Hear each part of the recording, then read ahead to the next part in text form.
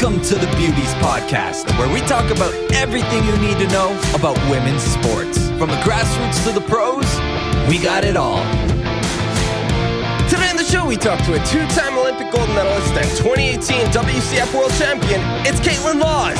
Here are your hosts, Addie and Cowie.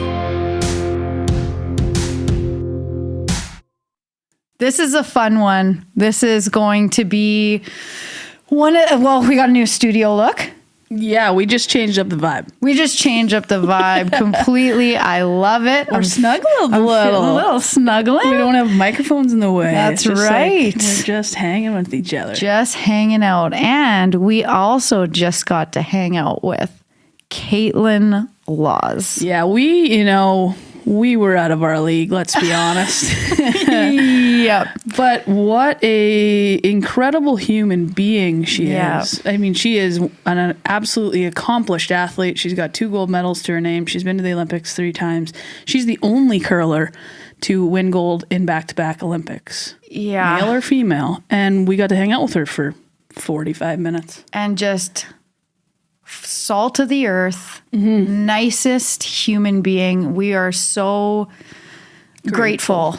That's the word that keeps coming to my head Yeah. because it's not too often you get to sit down with an athlete of that caliber that's had the experiences, that has, just the understanding of what it takes to perform and compete at such a high level. And then after all of that, starting this brand new chapter with Team Lawes, yeah. and just the excitement we saw on her face of being able to take on a new challenge like that and be like, yep, this is good vibes, and I could not be more excited. Me too. We talked about it in our interview with her that they're doing it their own way. They're going to make sure that they tell their own stories and that they share more of their personal lives. And we said to her, we can't wait to follow Team Lawes. Yep. We can't wait we had the opportunity to get to know Kaitlyn a little bit. We can't wait to get to know the rest of her team as they progress through the summer and their planning and then get in to start to play this fall. But yeah, and just her openness to talk about all Super different, candid. all different aspects of what it takes to be an athlete. But not only that, one of the reasons why they want to be so open is so that people learn more about the sport and what it takes behind the scenes and how their personalities all play in with one another. Yeah. I thought we were so lucky we were talking to a star. We were talking to such an incredible human being. yeah, and I can't wait to get together with her for a beer sometime, quite honestly. Right. So, Beauties community, this is a special one. Thank you again to Kaitlyn Lawes, and we really hope you enjoy our interview with Kaitlyn Lawes. Welcome, Kaitlyn Lawes, to the Beauty Sports Desk. We are so excited to have you here today with us. But first off, we're both from Manitoba. Are you sick of the snow? Well, thank you for having me. And yes, I was away last week during the blizzard and came home to even more snow than when I left. So I just can't believe that we're getting more and more. Like, when is it going to end? Oh my God. We've said that a few times. Addie and I, over the course of the podcast, have said every week, we record on the weekends, and every week we're like, man, I'm so sick of shoveling, but I travel for work too. So isn't it nice to get to go live some sunshine somewhere else and then come back to the snow? It makes it at least manageable. Yes, that is true. That's how I survived the winters here. Yeah, no kidding. Very smart. Yeah, no, thank you for joining us. Usually what we do off the hop is give that super comfy bio that rattles it off, but yours is extremely long. And so what I'm going to do is just rattle off a few of the highlights that I have in my notes. So 2015 silver medal at the World Championships, 2018 gold medal at the World Championships, a gold in Sochi in 2014. You've won the Scotties in 2015. Unless my notes are wrong, you've won 5 Pinty's Grand Slam curling titles. Gold in 2018 in Pyeongchang in the debut of mixed doubles, and then got to represent Canada again in Beijing. Did I miss anything, Kaitlyn Lawes? I'd say you hit some of the highlights for sure. I did. I skipped out on some of the junior titles. It's a laundry list. You are clearly experienced. My first question to you is, when did you start curling, and what made you fall in love with the sport of curling? I started curling when I was 4 years old. Both my parents curled, so I grew up at the rink. I was on the ice before I could walk. but we played in our first family fun spiel when I was 4. And it was just something that I fell in love with because I could do it with my family. And I don't know what it was. It was just something that I always wanted to try and find a way to get better at. Very cool. I played a lot of other sports growing up, but curling was the only one that I really just kept going back to and playing more and more and more. Yeah, no kidding. I think Addie and I have that experience from putting on skates. Yeah. And there's just something that speaks to your soul, and yours is curling.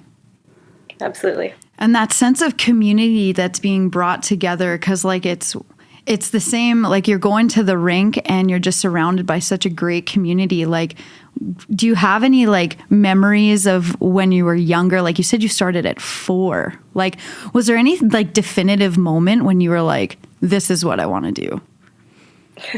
To be honest, no. I just kept playing, and it was just something I wanted to do for fun.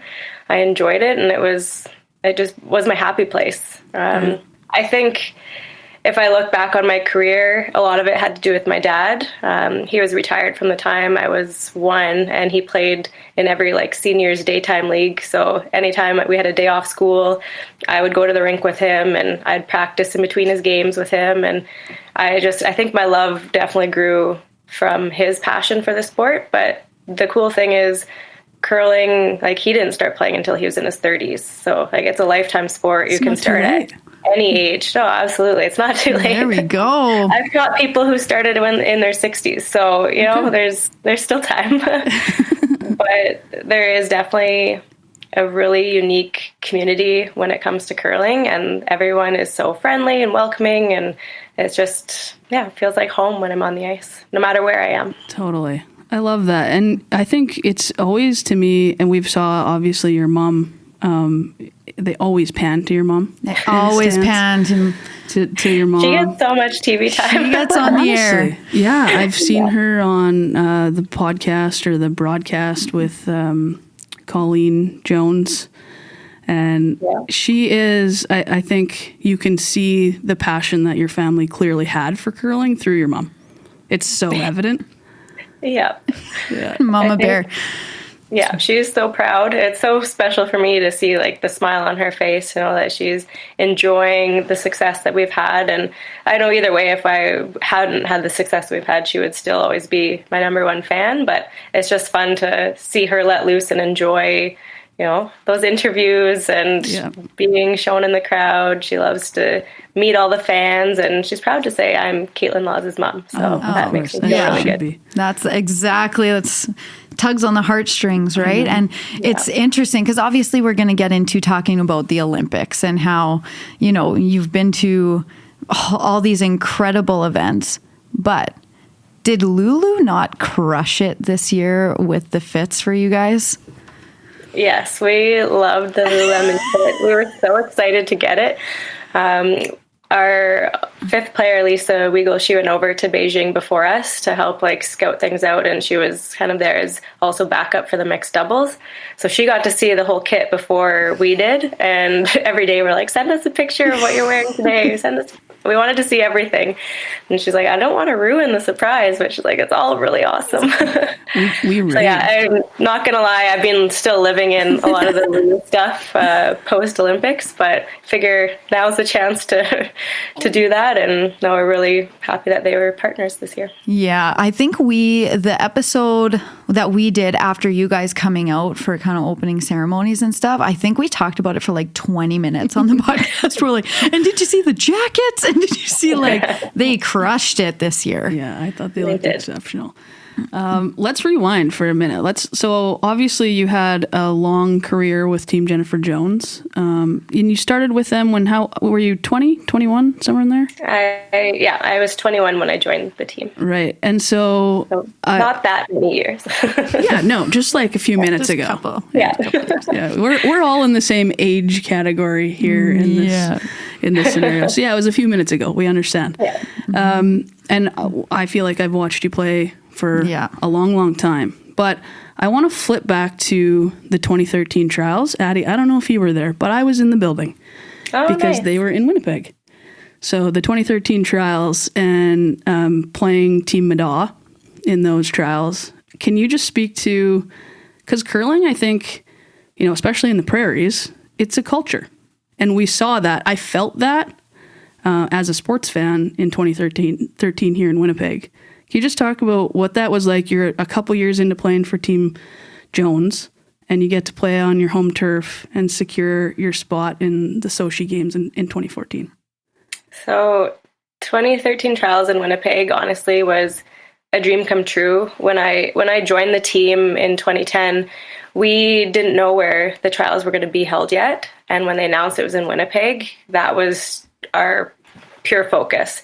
We had a 4-year plan. We wanted to go to the Olympics. We wanted to stand on top of the podium at the Olympics. And we knew that playing those trials was going to be part of that process. And how cool that we had the opportunity to become Olympians in our home city in front of our friends and family. Yeah. Like, that was a dream week. Yeah. We had so much fun there. And I think that's what helped win those trials for us. The crowd was behind us. We were wearing white, so it felt like we were, you know, like the Winnipeg Jets white out. And it was fun to see all the white in the stands. And it was just electric in there. And that started day one. Like, when they brought in Ron Burgundy to be part of the broadcast and they did our game, that was right after the game. We went back and had to watch it because we wanted to know what he said about us. And it was just like, everything about it was so special. Like, we had such a good plan going in, and we really embraced that crowd. And that final was so special to be able to look up in the stands and see our parents waving the Canada flag, to get to sing "Oh Canada," and know that that moment and in our home city turned us into Olympians is something that I will never forget. Probably one of the most special things in our entire curling career. Yeah, I can imagine, because I do, like I say, I have vivid memories of watching that. And the passion in that building, you could feel. Completely. It was electric. Yeah, and it was. It wasn't just curling fans, it was sports fans, because you know, that's a moment in history to be able to say, like, you watched someone live out their dreams going to the Olympics. It didn't matter if you knew anything about curling, you knew that it was something special, and that to me was so much fun.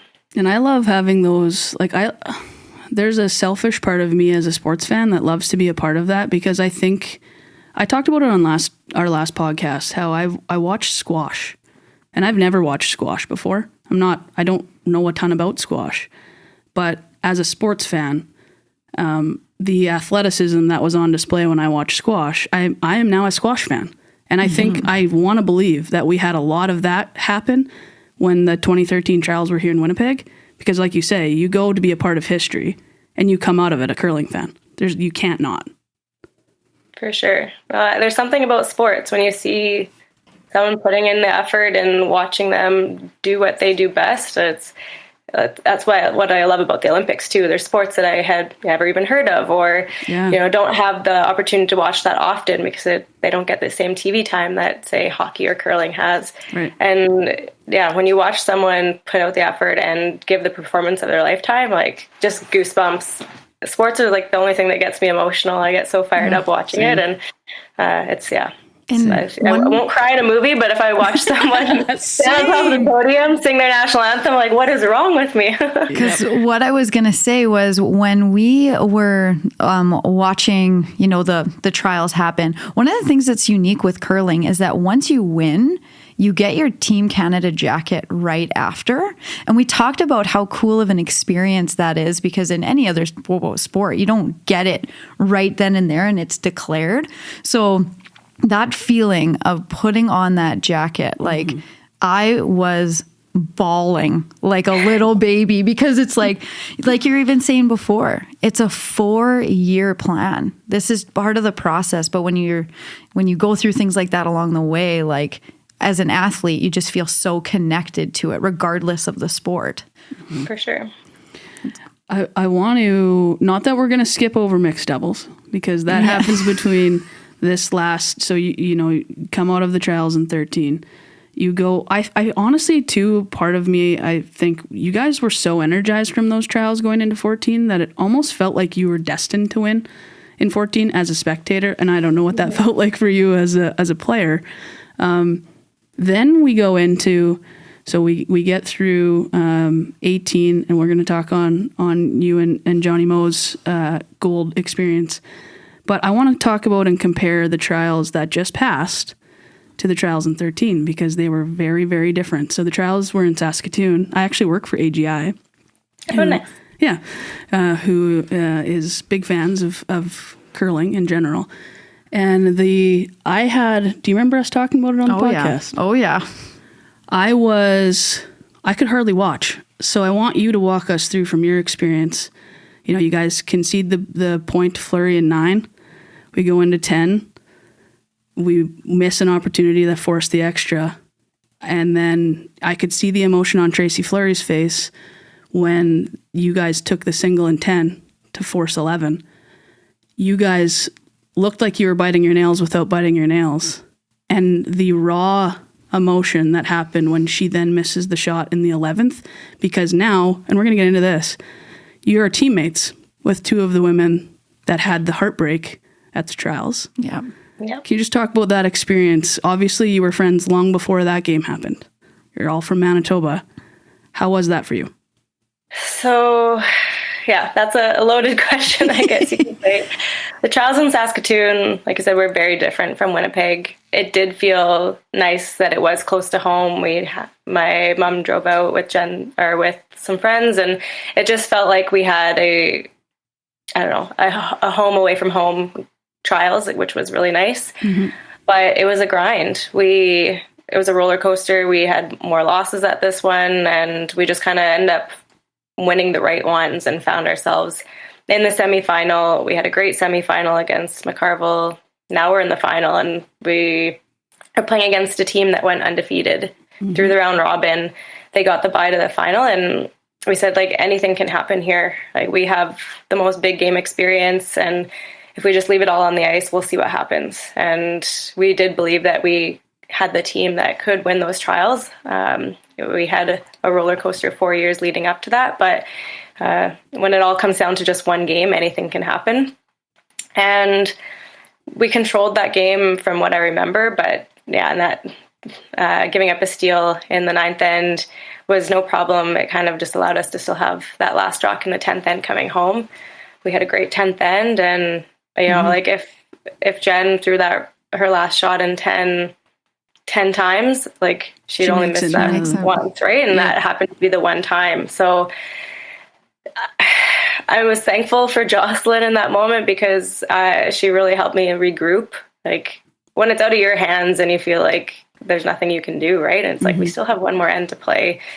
Anything can happen, but you automatically kind of start to think of worst case scenario. And it's like, well, our odds of stealing aren't very great right now. So, but she picked us all up, and we regrouped and had a great extra end, and we made her throw her last rock, and that's all you can really ask for. And it was a complete roller coaster of emotions. Like, now watching back that final end, just seeing their reactions, like, they were in shock that they got to play in that, like, still have a chance to play in the extra end. We were in shock that we didn't win in the 10th end.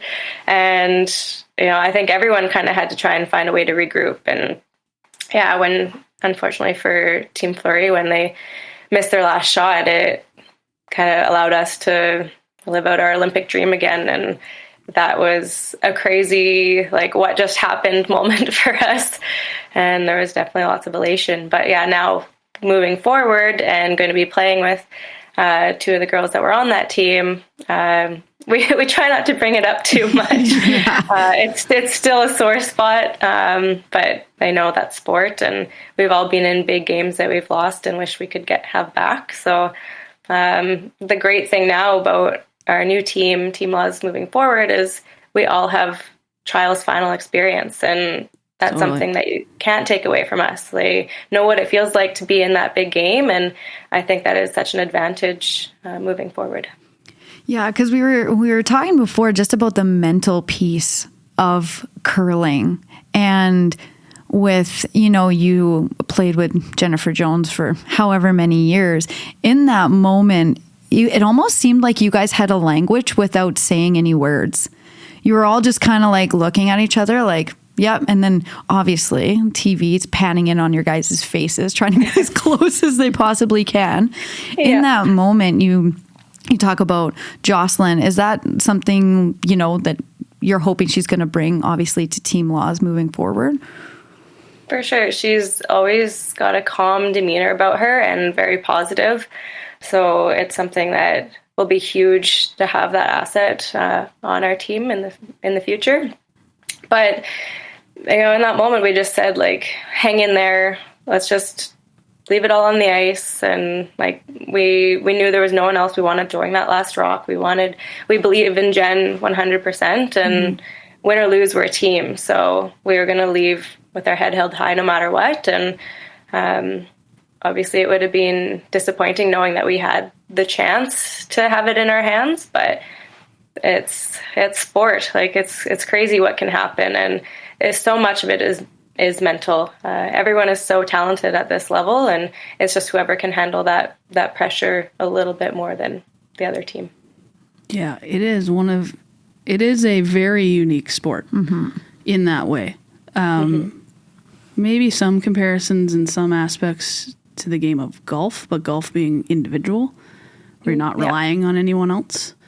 And I think to watch, I know from my personal opinion of watching Team Jennifer Jones for the last dozen years, and even going into Beijing this year, and I know you guys didn't have the result that you wanted to have. That's a really tough way to not have that result also. But a really proud country, a really proud province behind you. And I think we saw, or I feel like I saw as a sports fan, the 12 years that you guys have together and the mental strength and growth that you've had, because you came out of that like champions. Yeah, totally. In a weird way, you did.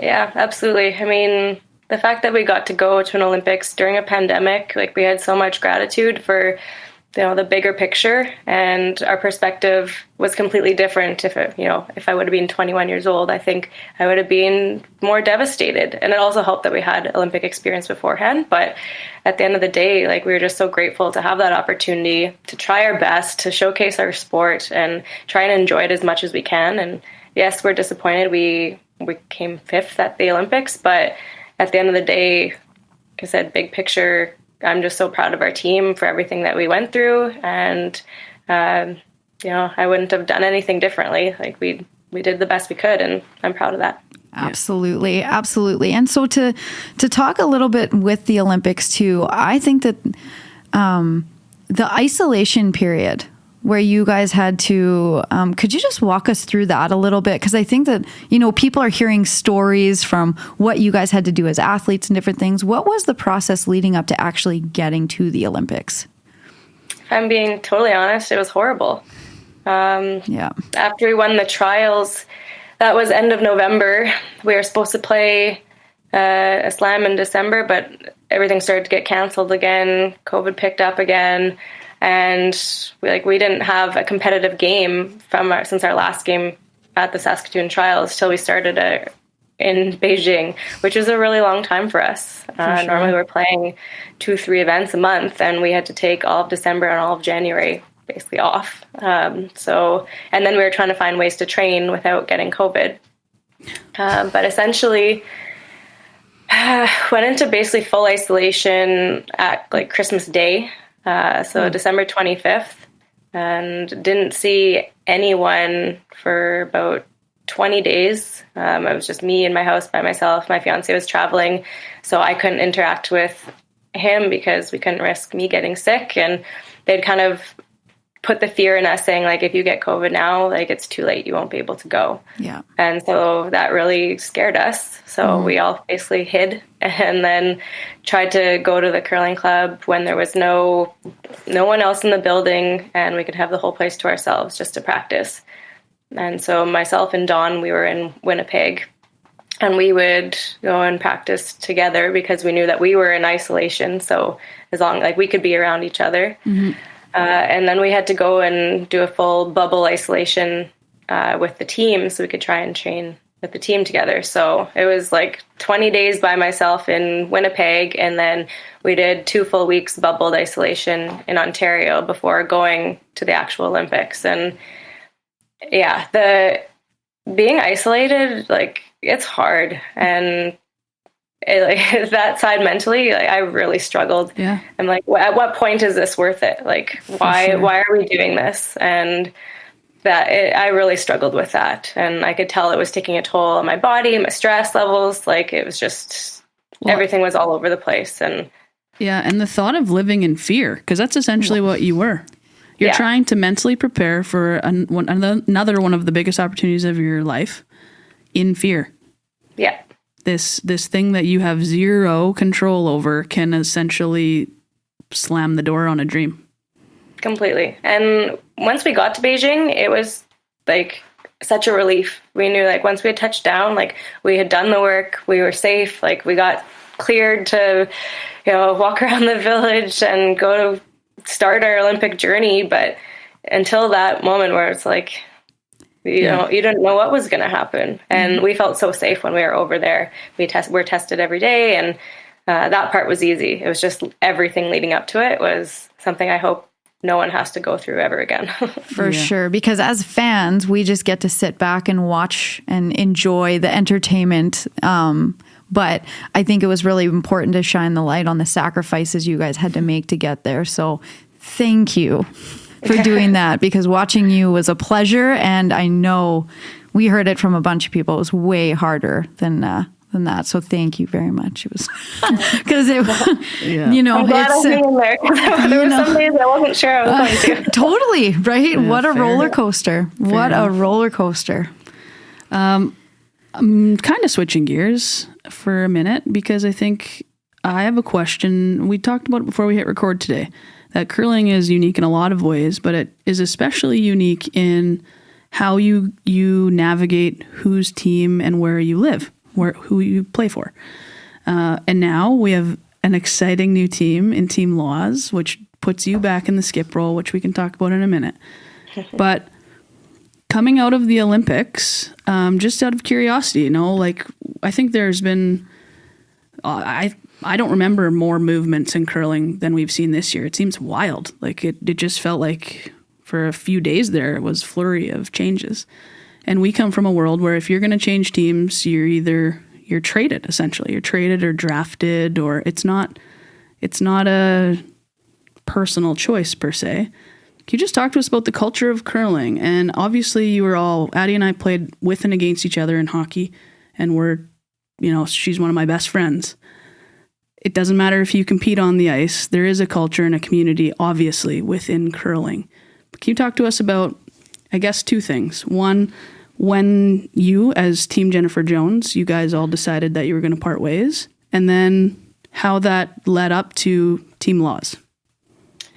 So curling is very unique, where it is like the individual athletes that have to make all the decisions, and we don't have someone like a manager, coach deciding those things for us. And so I haven't been a part of a team change in I don't know how many years. I've played 12 years with Jennifer Jones' team, and my first year in women's before that, I was playing in Alberta, and my teammates had decided to retire. So it wasn't like we had to make a decision to switch teams. It just happened. So it's been a long time since I've been a part of this process. And like you said, this go around, this quad, it seems like everybody is changing. So it's very strange to see that many team changes. But I think the Olympic cycle has really made a focus on teams trying to figure out what works for them. And so it's usually every 4 years, or if you stick together for 2 quads, and every 8 years there's some mix-ups. And for us, we played 3 Olympic cycles together, and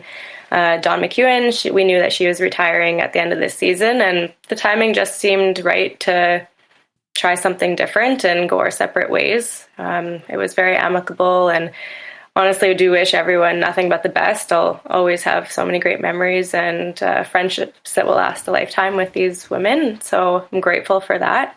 But yeah, moving forward, I didn't know what I wanted to do with the sport, and was just kind of wanted to take a little bit of time to figure out what my life was going to look like with family, and if I could commit to 4 more years of curling. And once I started chatting with a few of the players, and my excitement really came back, and it felt like my love of curling was starting to come back. And talking with Selena, she was just like, I think you'd be a great skip and a great leader. And it just kind of fell in my lap, really. And then with Jocelyn, she's moving to Alberta, but she was still interested in playing and with the right lineup. And once we decided on playing with Selena and Kristen, it just kind of clicked. And yeah, now Team Lawes, moving forward after the beginning of May, once we finish up our once we finish up our seasons with our current teams, that's our focus. And we're so excited. Like when we announced our team, we had so much positive feedback and everyone was so kind about, the new lineup. And I'm excited to have a new role, a new challenge. And I'm very lucky that I get to do it with 3 really talented women. And they're all so nice and kind. We've had lots of laughs already. So it's a good fit. Like, I think that dynamic is so important. We spend so much time together. And yeah, already we've had a lot of fun. So I can't wait to see what we can do together on and off the ice. Same for us. Oh yeah, you guys can tell that. Like everybody can tell you guys have such a cool vibe. Yeah. Like a chill vibe. Like when you did the live Q&A, like get to know us, like that was awesome. Yeah, I love that We'll too. be doing a lot more of that. We want to share our personalities and really have our fans get to know this new team and how we tick and what makes us work. So it'll be fun to see what we come up with all our social content over the summer. We will be watching out for that. And I think that is that's something that we've seen throughout sports. But one thing that Addie and I have talked about, and I'm so happy to hear that you guys are going to take that on yourselves too, because we have seen that shift of fans and you guys wanting and your willingness to share yourselves beyond your curling ability with the people who, fall in love with you because we get to watch you on screen so regularly. So I'm excited for that. I'm excited. I think the social media piece, like when we talk and we're pretty involved within the community, like, and we're talking about, we're going to get into like getting more girls involved with curling and things like that. But it's really learning about the athlete and learning about all your different, strengths and weaknesses as a group. And because I feel like Team Jones is it's been around forever and it had this kind of culture to it. Do you feel like Team Lawes has already created, like a cooler kind of, not cooler, but like a younger vibe, right? I think that's what we want to lean into. And everyone is very active on social media. With curling, it's so unique. Like, we're a small team. We don't wear helmets or masks. Like, everyone feels like they get to know us. We wear microphones. We're literally talking in your living rooms when we're competing. Yep. And so we want to bring that more personal side off the ice and just have some fun with it. We think it's important for us, if we're going to be spending that much time together, that we want our fans to be able to engage and get to know us as individuals and as a team. So yeah, we've got a new energy about us and we're all right around the same age. It's weird that I'm the oldest on the team. I've never been the oldest on the team before. So I'm excited to learn from these women, and it's going to be fun. Yeah. But we're going to be an open book, I think. Yeah, love it. I do think that is part of what fosters the continued love of curling, though. Mm-hmm. Yeah. When young girls and boys can look up to the people and feel like they have that inside track to understand you better as humans, and then want to strive to be like you, not only on the ice, but off the ice. I think that's really, really important. One thing that I've always wondered, and this is kind of a little bit off topic, because I've always thought like the mic being right by your mouth when you're on the sheet, I'm very competitive. And I know that I have let a couple words slip in my competitive days. Are you guys like super, obviously you have to be super conscious of it, but it almost feels like you have to train for that, to have a mic so close when you're in like really intense shots and it might not be going your way. You know what I mean? Yeah. Yeah, that part makes you a little bit more guarded. Obviously, we're passionate about what we're doing, and in the heat of the moment, sometimes some athletes let it slip out how they're feeling.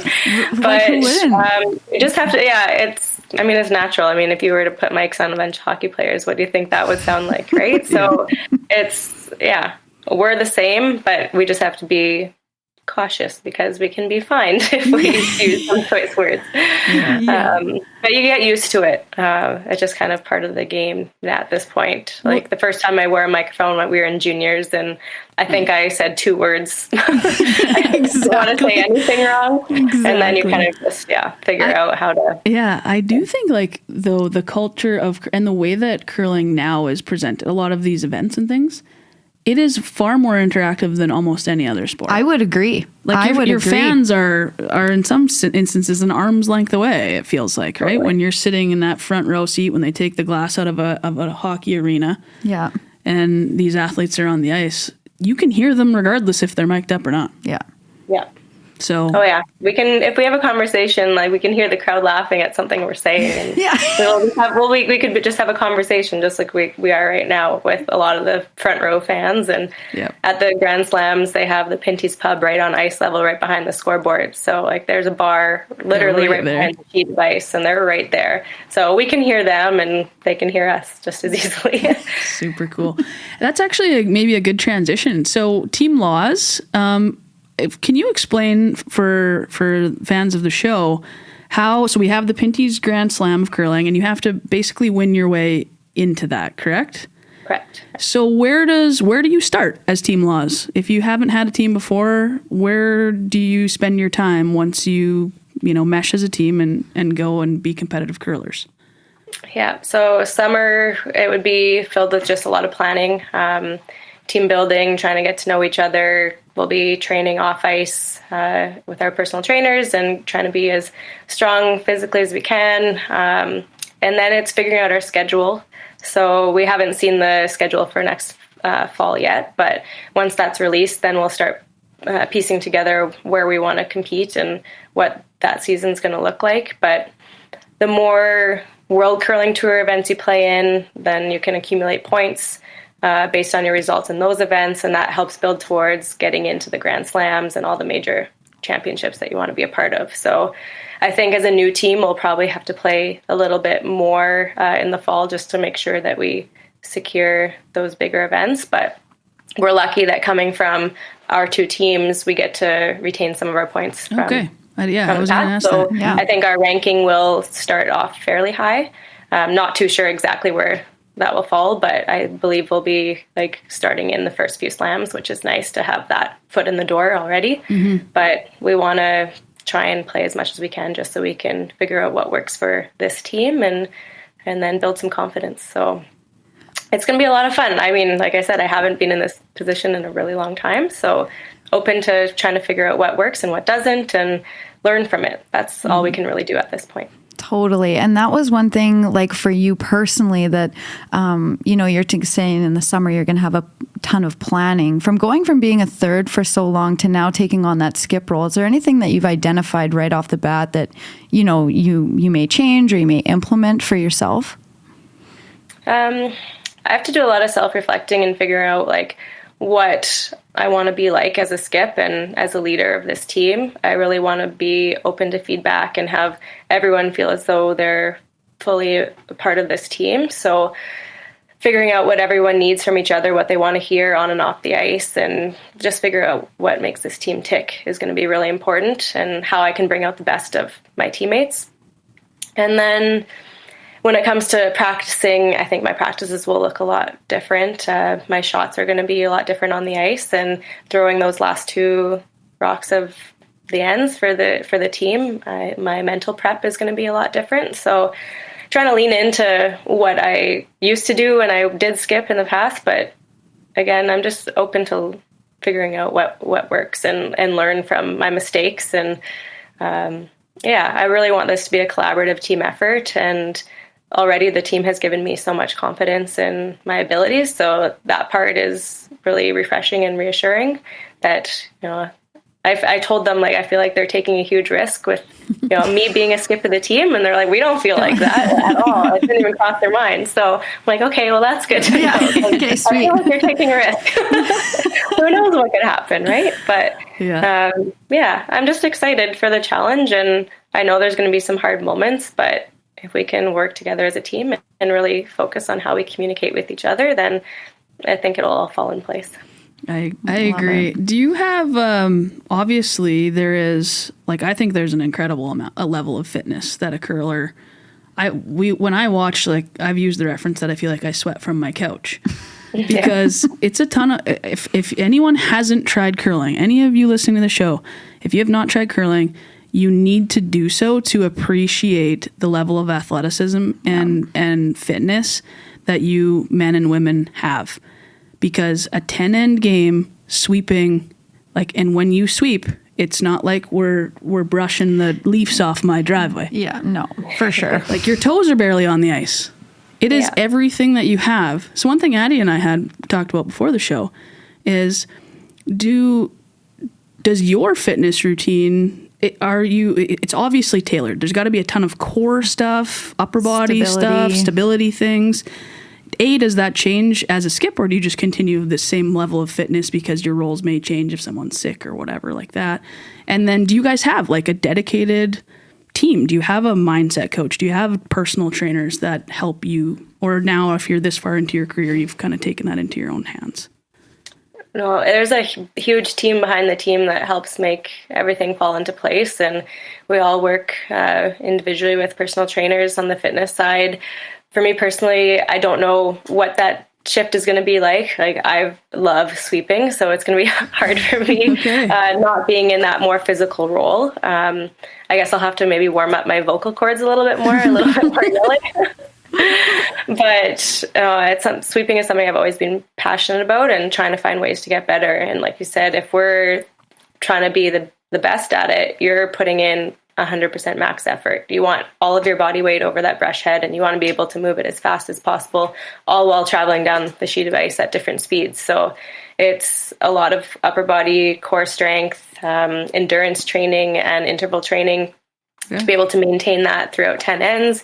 It adds up pretty quickly. So that part will be shifted probably to be a little bit more, maybe not as much upper body for me as a skip. It'd be a lot of core stability and like explosive movements for coming out of the hack that I'll be focusing my training on this summer. But knowing me, I'll still want to be the best sweeper, even if it's for the 6 feet behind the tee line. That's something that I'll try my best at. So I don't think it'll completely change, but I think I'll shift my focus a little bit, away from that, but still maintain it if I can. Yeah, totally. Because that is one of the things that we did talk a ton about, because when you watch the dedication and the just absolute balance that you need to be able to perform that going down the sheet of ice, it's ridiculous. I think it's so interesting. You and I can stand on, I have no problem on skates, which are, how wide is a skate blade? Yeah. You put me, the first time I curled, I was like, this is, it's incredibly difficult to balance on your whole foot. It's, you guys do spinoramas. To stop you, right? Yeah. So it's just your stabilizing muscles that's keeping your foot in place instead of using the blade to catch your balance. Yeah. Oh, it's insane. And then there was one time I was watching and you're coming back and you were like flying down the sheet of ice, just like coming back to the hack. And then you just turned around and then like did like one little knee thing in the back. I'm like, that you just made it look so effortless. But being on ice, I know how hard it is. And you're doing it, balancing on one foot. Insane. So we definitely wanted to pick your brain on that. And with also you talk about the mentality behind switching from third to skip. I saw this interview where you said you love to just see the ends develop. So is this going to allow you to just get even more into curling nerd mode when you're on the ice and just watch and develop ends as they come? Yeah, absolutely. I'm going to be super nerd. That was one thing I loved in juniors. I skipped for like 10 years and I love to see the rocks coming at me. I love to see how the ends develop and figuring out like my next move 2-3 shots ahead, and having to change and adapt quickly if shots aren't made. That perspective is different from being a sweeper and watching the rocks go away from you. Now they're coming towards you, and it's just I don't know, it's just a different perspective, and you get a different feel for how the ends are coming together and what you want to do and what you want to leave for yourself as your last shot. So it'll be fun to dive into that and figure out some different strategies and play around with a few different things. Do you feel like mixed doubles helps you as a skip? 100% it does. I think it helps you as an all-around athlete, like in our sport. Mixed doubles is so demanding when it comes to fast-paced strategy. You're flying up and down the sheet. You have to get up and sweep your own rocks. And I think if you play a lot of mixed doubles, I think it makes you a better 4-person player. So I really am grateful for my time in playing mixed doubles in the past. And I don't know how much time I'll have to be able to do much in the future, but it allows you to really see and then develop really quickly and try and think like on the spot as fast as possible. Yeah, because we don't have much time. We're on time clocks, and if you think about a shot for too long, then down a few ends down the road, then you don't have time to think, and I know that's when panic sets in, and you're rushing, and you just have to be able to think really quickly. So I think playing both disciplines really helps. I think the addition of, like, from a fan's perspective of mixed doubles, it is, so there's other comparisons that I would say, like something like an Athletes Unlimited. So there's a system where athletes get to drive, like they're on a weekly basis, there's a rotation and they draft their own teams, volleyball, basketball, fastball. It's the adrenaline curling. I feel about it as a fan the same way I feel about AU, that you get, because you're right. You can sense that as a fan. What do you get? 34 minutes? It's not long on the clock in mixed doubles, 30 something? Well, in mixed doubles, it's way less, I think. I can't remember the exact. It's not. And it's like it is a mental challenge just as much as it is a physical challenge in mixed doubles, because it all is like rapid fire. Yeah. It's insane to me about thinking about shooting a rock, sweeping a rock, making sure it's placed properly, having the conversations with your partner, which is a completely different dynamic, which I found fascinating between, a man and a woman being together on the same team. I thought that was fascinating. Yep. And, coming up with a decision and then moving on to the next one. It's unreal as a sports fan. I also love the equity that mixed doubles has shown in curling. I, as a woman in sports, I love that in a lot of scenarios we see that the pressure of those final stones are in a woman's hands. Yeah. No, it's amazing what that has done for the sport, and to see, like you said, to see a man and woman playing alongside each other and showcasing our skill set. Yeah. Like I think it's great for the sport and the future of, inclusion and getting as many different people involved in the sport. Yeah. And we talk a lot too here about, getting girls into sports, but then how do we retain the number? Because it's not it's not hidden that girls drop off at certain ages, right? When it comes to curling, what would you suggest for a young girl to get into curling and getting into the sport? Depending on what age they're at, it's, I think, important to try and join with at least one other friend, and that way they have some sort of comfort level and they know that they have someone that they can lean on. But then once you get into a curling club, there's so many different junior leagues and opportunities to meet new people. I know for myself, that's kind of how I started in playing with leagues. I knew at least one or two other people, and then I started just signing up for every league that I could just to meet new friends, and that way, you're not just sticking with just one person. Totally. So it opens up a whole other realm of friendships, and from there, it's just surrounding yourself with people who have the same goals as you. If you want to try and play on a team that doesn't really care about getting better, but they're just there to have fun, that's totally fine if that's what your goal is. But if you want to play with people who want to just try and improve and practice together, try and see how far you can go, then it's important to have those conversations, and that, I think, will help keep more people in the sport, because sometimes people would get discouraged if their teammates aren't trying as hard as they are, and they don't want to improve. They just want to go out once a week and hope they make a couple shots. And then some people get frustrated with that, and then they end up quitting. But have the conversations. What are your goals? And just try and have as much fun with the people that you're with. Yeah. And I think that that's a perfect message in the way of finding your lane, because we hear a lot with girls being like, well, I can't go pro, so why would I do it? And it's like, but that's not the point. Yeah, no. That's not the point. It's about community and inclusion and staying involved and being active and healthy for your life. So I think that's a perfect message. And you just get in, find a lane that fits you best, and the sport will fall into place. Yeah. Right? Yeah, entirely.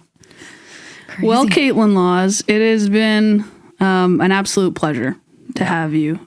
We've learned lots. Yeah. We're continuing to be fans of curling and continuing to learn. Someday we may get you to get us out on the ice in secret mode, though. We don't need an audience because we're not good.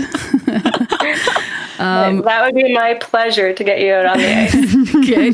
Well, we'll hold you to that. So you say it now. But any final thoughts? Obviously, we are super excited to watch the new Team Lawes. So congratulations, first of all, on everything that you've achieved in your curling career. Addie and I are fans of yours and your team, and we're excited to watch you, but want to give you an opportunity for some final words before we let you go for the day.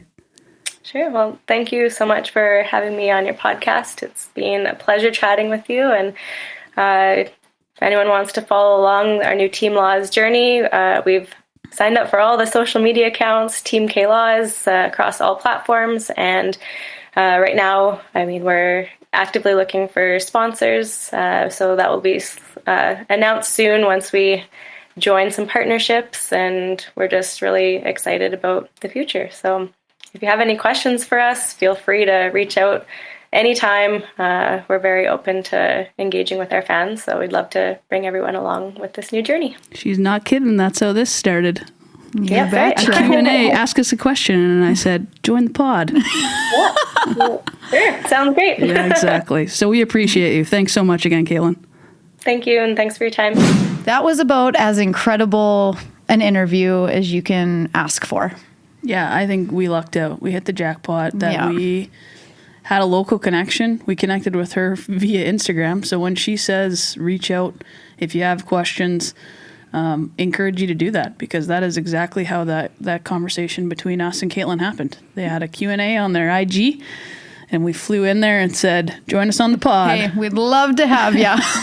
Yeah, I feel very honored to get to know her a little bit, and we've said it before, but grateful and appreciative of her willingness to join us and be so open and candid. Yeah, and so at the end of the episode, she gave her Instagram handles, Twitter, everything. Please go follow, engage with that incredible group of women, because you can tell that the vibe of that group, they're going to do special things. Agreed. And being able to follow that journey is, as curling fans, the best. Yep, Team K Lawes. Yep, absolutely. We're digging it. Love it. So thank you guys for tuning in once again. It was an incredible episode. Absolutely loved chatting with her. But if you don't already, please follow, subscribe. You've got it all in your brain. You got it all rattled there. But please, on any social media platform that you follow us on. Yeah, again, we are so grateful for the opportunity to get to join you in your airwaves once a week.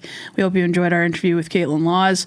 And like Addie said, the best way to help us continue to grow is by engaging with us either on Instagram at Beauty Sports Talk, on TikTok at Beauty Sports Talk, on Twitter at _Beauty Sports.